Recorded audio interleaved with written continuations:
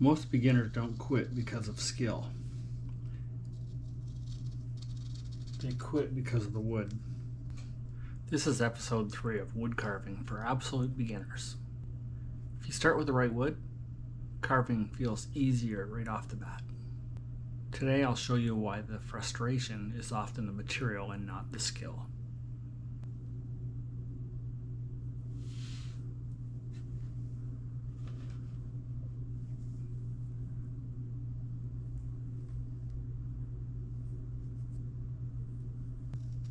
This feels good because the wood is cooperating. If this were hardened or knotty or stressed wood, the same cut would chatter and tear or stop dead. Beginner-friendly wood gives feedback. It doesn't fight you.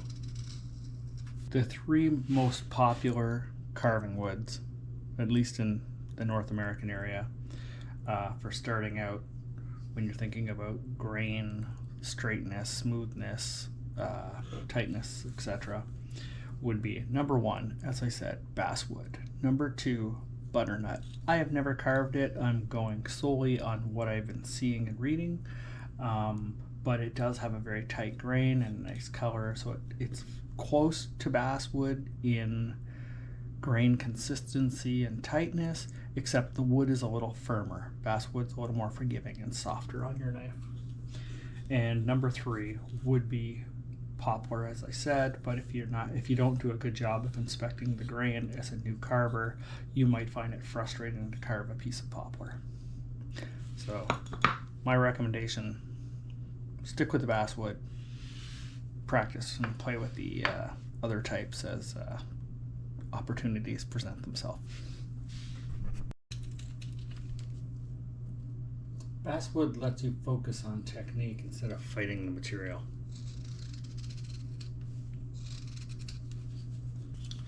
It's forgiving. It's predictable. This is all basswood, slightly different color variants, but the consistency and the tightness of the grain, the clean line, like the clean smoothness of it. Basswood is your number 1 choice. Highly recommend basswood. There's nothing better than basswood for a beginner carver. This is poplar. A little different, right? You can see the grain is not quite as tight. Smaller. This is almost imperceivable. You can see the lines in this, but it is still nice, straight, smooth grain. Poplar can be a good wood. You just need to watch the grain. When you find a nice clean piece like this, you can do no wrong. But there are bad pieces of poplar. These woods can absolutely be carved, but they add variables beginners don't need yet. Oak and maple are very hard woods, so they're usually not very beginner friendly. The hardness increases the amount of force you're going to need to carve and how frequently you're going to have to sharpen your knife. Firewood and fallen branches are unpredictable. So there could be knots, could be bad grain, all kinds of things that are making you think that you're a terrible carver. So just keep that in mind. If you're fooling around with those types of woods as well, it might not be you, it might be that wood. Wild grain that you're going to find in branches and firewood could change direction without any warning. Knots are going to stop your blade. Pith causes cracks. Just remember, if the carving feels hard, don't blame yourself. It might be the wood. Wood condition matters. Over dry, brittle wood, it's going to be a lot harder to carve. This is a piece of basswood. This is a piece of basswood. This is a piece of basswood. These are all basswood in my collection. This particular one and this particular one have been in a bag, so moisture control it's not drying out to the air. That being said, this is about a month old. This is about 2 weeks old. This particular 2x2 block I got when I first started carving, so that would have been June of 2025. I was carving while I was camping, while I was at home, and this block of wood clearly didn't get touched.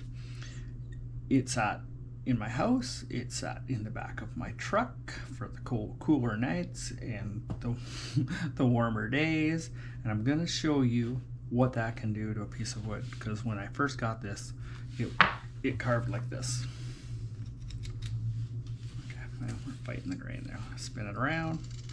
When I first got this wood, it carved like butter, like this, right? You know how nice they carve? Smooth, nice sharp knife. And this is a perfect demonstration to show you why it might look like your knife is not sharp. Yeah.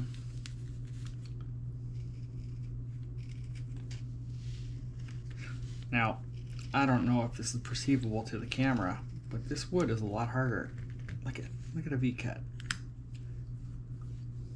Okay, like I am using all the technique for a V-cut. Doing a slice. Can I? Yeah, it's just harder. It doesn't feel like basswood to cut into. Look how clean and easy that was. Okay, this one. Perfect V-cut. Stop cut. Right?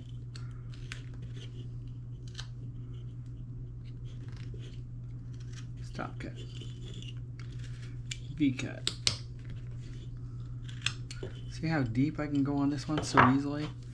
I can go just as deep, right? I'll do a stop cut in here, rock my knife. Look at that. Nice and deep. Watch this one. Rock my knife. You can hopefully see the amount of force I put on my hand. I barely went in there. That's as deep of a V-cut as I can do. So what does that tell you? You can definitely carve this. But if you had a piece of wood like this that has not been stored effectively, bought it online, somebody gave it to you, and you start carving and you're watching a Doug Linker video or one of my videos, you know, or a Johnny Layton or Gene Messer video, and you're like, why is his knife just going so deep in the first cut and cutting and everything looks beautiful and I'm barely able to get my knife in here. Why is my knife dull? It's not your knife. I'm telling you, this is 3 pieces of basswood. This one has just been put to the elements. So what's the secret sauce? When you get wood, make sure you're wrapping it up in a Ziploc baggie or sealed up to control the amount of moisture coming and going. You know, that storing it in cold and then storing it in dry.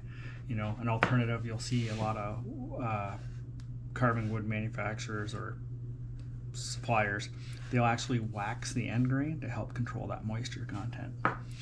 Anyway, hope that helps. Let's talk about green wood quickly. I don't have any here in the workbench, but it's easy to carve. Knives tend to go into it nicely. It's wet. It is prone to warping.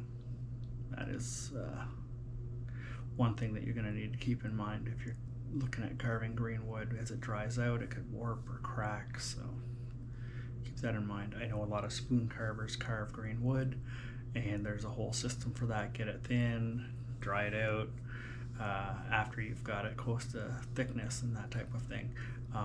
I don't personally carve green wood at this point because I am still a rookie, but as I experiment and grow more, I will investigate and practice and try those things and share what I learn, but no guarantee that's going to be in the next month, year, could be tomorrow, but who knows.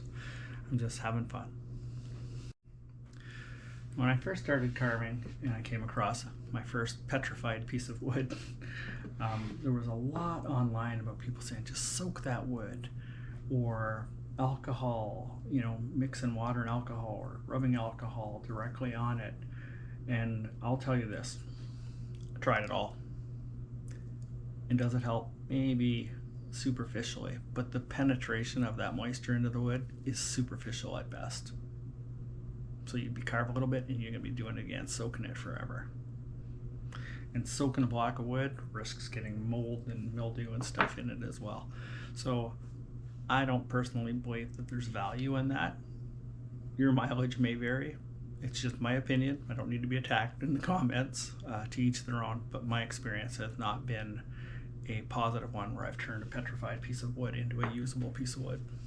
Condition changes how the wood feels, but it doesn't change what the wood is. Straight grain leads to predictable cuts. Wild grain requires constant adjustment. Sharp tools don't fix bad grain. Good wood teaches you. Bad wood tests you. Let that sink in for a minute. So, quick recap. Forgive yourself if you're finding your carving difficult. Don't assume that it's naturally because of your knife or your skill. Forgive yourself. Look for nice straight grain. Do a little inspection and some test cuts before you start carving. Most importantly, start with forgiving wood. In episode 4, we're going to focus on safety without fear.